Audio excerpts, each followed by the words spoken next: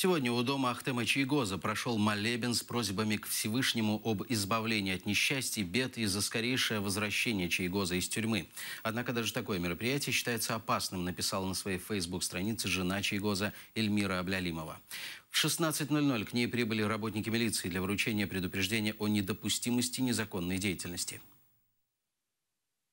Приходили два сотрудника из районного отдела милиции для того, чтобы в руках у них было предупреждение о несовершении незаконной деятельности, да, вот скажем так. Они спросили у меня, будет ли вместе молебен. Я, соответственно, сразу поняла, о чем идет речь, и сразу сказала о том, что это мое частное домовладение, и я имею право приглашать домой того, кого считаю необходимым. Я не нахожусь в общественном месте, на этом мы не остановились.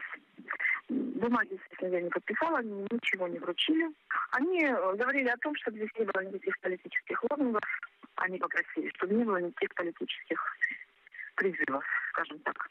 Сегодня было проведено два, посвященные скорейшему освобождению Ахтема и всех заключенных из тюрем, возвращению в семьи.